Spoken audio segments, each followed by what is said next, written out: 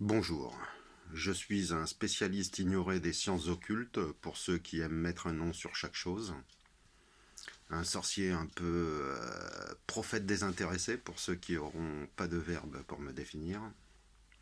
Enfin, je suis un homme qui aime bien faire la morale. Mon nom est inconnu. Je fais partie, sans le savoir, du clan du soldat inconnu.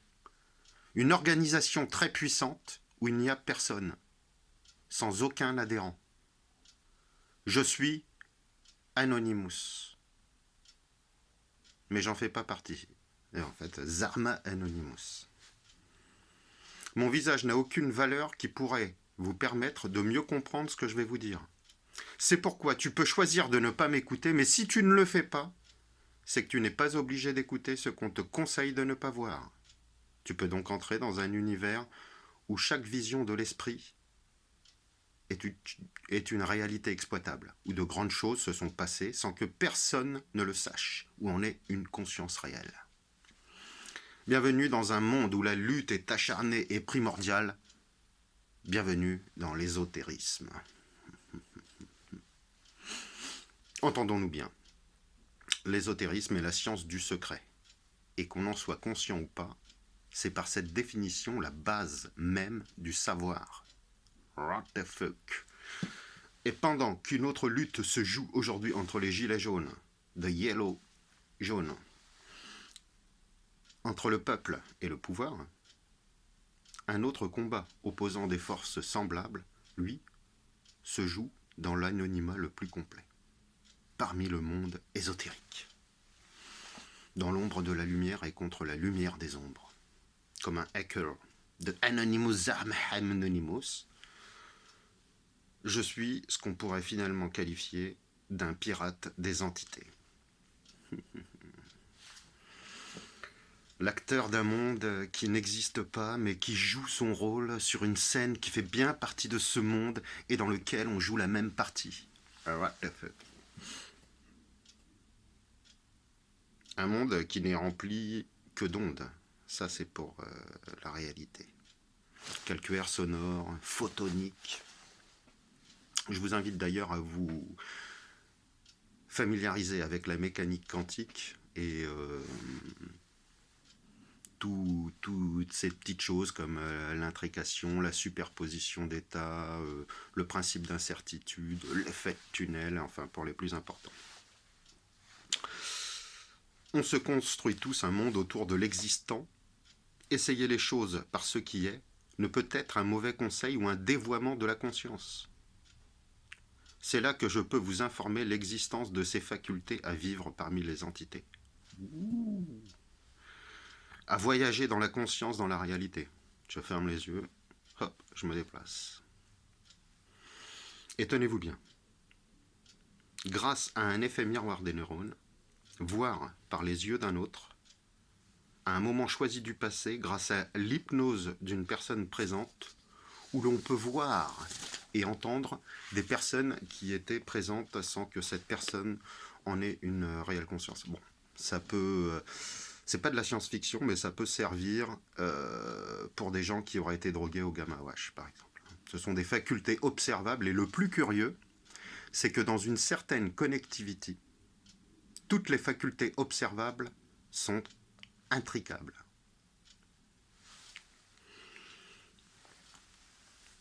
J'ai chaud. C'est là le plus gros point. Le don des êtres et les capacités curatives des plantes, par exemple, sont transmissibles. Et tout ceci, pour moi, ne relève pas de l'ésotérisme, mais de la physique. Dans le monde quantique, nous sommes encore loin d'avoir découvert la puissante machine sans cervelle qui fait marcher la nôtre de façon symbiotique. Je vais donc parler d'ésotérisme, je vous ai promis, mais c'est là où une troisième personne intervient dans un corpuscule de matière formant la vie. Ça va de la fragmentation de l'esprit, tous les MK Ultra et autres tralala, à la Trinité. Et ça englobe tous les Scooby-Doo attachés aux porte-clés jusqu'aux animaux connectés. Connected Animals. Je vais donc vous parler des entités, de ce vide dont on sent qu'il est tout.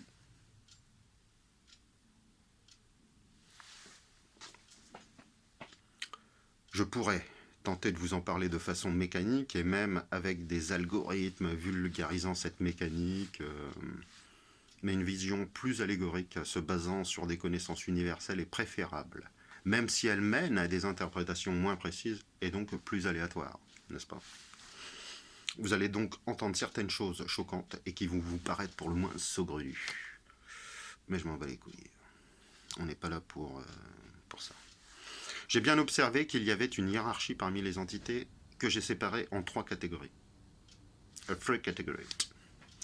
Tout simplement parce que je n'en ai aucune idée de leur nombre et mon classement est seulement basé sur l'intensité que j'ai ressentie, tu vois, de 3 trucs distincts. Donc il y a les archanges, les justes et les âmes. Mais bon, c'est quand même dur. Les archanges sont peu et sont les entités les plus puissantes. Leur pureté est sans égale. Ils sont l'homme dans son évolution ultime. Ils sont la source la plus proche des liens que les hommes ont vis-à-vis de l'intelligence de l'énergie. Là, ça ne peut pas vous dire grand-chose, mais c'est une influence et un rayonnement qui sont tout ce qu'on peut relier au divin. Ils étaient, ils sont et seront pour l'éternité et par l'infinité, amour divin. Ils sont ce que nous pourrons approcher de plus pur dans ce monde. Bon, voilà, c'est au-dessus, quoi. Les justes sont des entités, eux, qui sont la main des archanges. Ils sont introduits par ces derniers et ne peuvent être destitués que par les archanges. Les justes ont une grande influence sur toute chose. Ils sont les gardiens du genre commun. Ils mènent les luttes au nom des archanges, qui les ont élevés au rang de justes. C'est un honneur que je souhaite à tout homme et pour lequel nous avons tous le devoir de nous battre. Échouer dans cette lutte à être injuste est pour autant un grand honneur aussi, semblable aux larmes que l'on versera pour éclairer le prochain qui portera l'épée pour ramener toutes les âmes au jugement. Il existe un monde en lien avec le nôtre où la prière conduit. C'est le monde des justes. Avec un public invisible qu'il est important de convaincre si on veut participer à la construction de ce monde. Les footballeurs remplissent des stades. Ok. Profitez-en. Faites-vous partenaire du vide. Si vous remplissez 3 chaises, il vous arrivera davantage de passion que sans vie à vous regarder dans la glace. Priez, la religion n'est pas un outil pour juger. Vous trouverez en elle le véritable chemin, dans la prière, hein. Bien sûr. Soyez juste dans vos prières. Considérez que ceux que vous devez charmer ont infiniment plus d'omniscience que vous.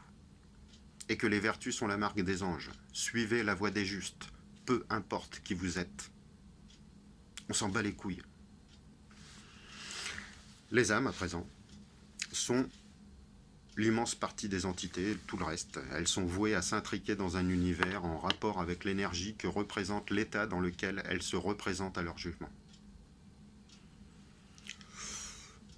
Après, pour vivre selon les règles de l'énergie, c'est-à-dire évoluer sans cesse par des transformations. Les âmes peuvent être égarées dans le cortex où les juges sont chargés d'opérer et peuvent ainsi créer le désordre. Les rituels sont des moyens d'utiliser ces âmes à des fins stratégiques, pour posséder ces fameux pouvoirs qui ne sont présents sur Terre que dans des âmes blanches, rompues à l'égoïsme, la luxure, la paresse, la vanité, la gourmandise, la colère et l'orgueil.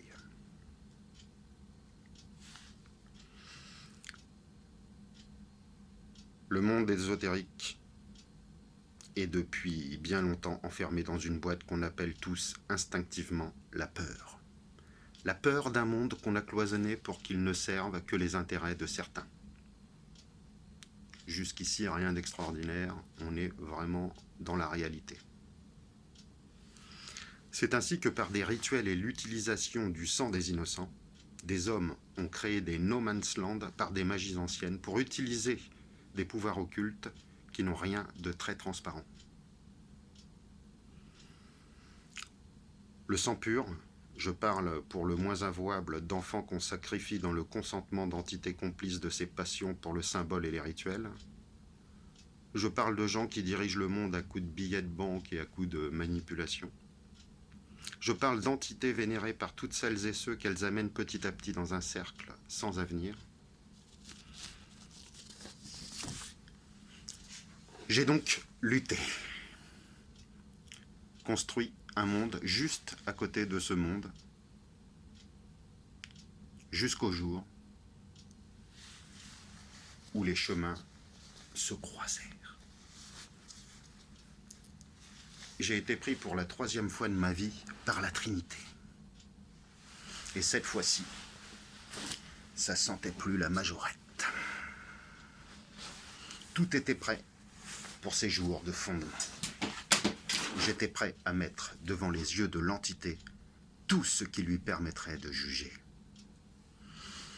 Nous avons mis fin à ces pratiques occultes par des rituels ésotériques qui ont été mis au point par l'entité pour casser ces lignes maginaux.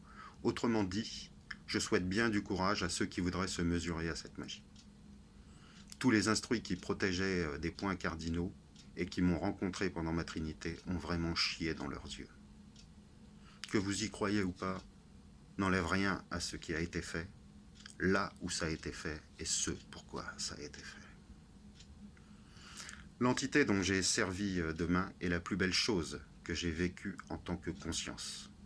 Et pourtant, j'ai vécu cet honneur en m'avançant guidé par la Sainte Providence, avec des yeux vitreux comme des ampoules dans les endroits les plus noirs de la terre, pour créer la peur chez ceux qui la cultivaient chez les autres, chez autrui.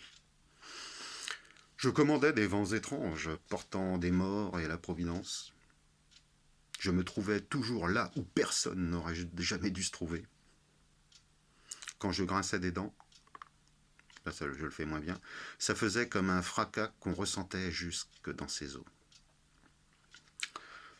Et le tout dans une conscience parfaite des rituels que j'inventais de mon point de vue. Jusqu'à ce qu'une lumière blanche transperça le ciel tout noir et fit tomber de la cendre sur ce qu'elle éclairait. Et oui, l'archange avait déchu un juste pour ses liens avec ses rituels et assis au rang de soldat inconnu, une âme aguerrie à la lutte avec un profond dégoût pour tout ce que cachait le sang des purs. Le soldat inconnu, c'est mon idée. Et il a une grande soif de vengeance. Pour tout vous avouer, j'aimerais pas être à la place de ceux qui ont cette marque invisible au fond des yeux, à jamais comme le reflet du crime de sang pur. Une marque qui ne sera plus jamais occultée par aucun rituel et qui ne pourra jamais plus être effacée. Qu'on ait participé ou qu'on ait couvert, le jugement se fera et le châtiment sera terrible. Qu'on s'entende, je n'ai pas sauvé le monde. J'ai récupéré des âmes et mis fin au mécanisme permettant cette abomination. Le tout, certes, dans un profond pressentiment que quelque chose d'important a craqué en même temps. Une forme de renouveau se répandant inexorablement sur les consciences. Nous sommes entrés dans l'ère de l'énergie. Un temps où les barrières de la peur vont tomber et d'où l'évolution va s'accélérer. Un temps où les pouvoirs et les dons mystiques vont pouvoir être intriqués. Un temps où le pouvoir des anges sera à tous ceux que la lumière divine pourra inonder. Mais c'est simplement magique. Mais bon, en fait, c'est physique.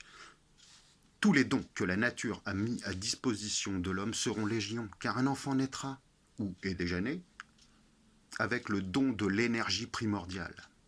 Ses disciples seront les justes.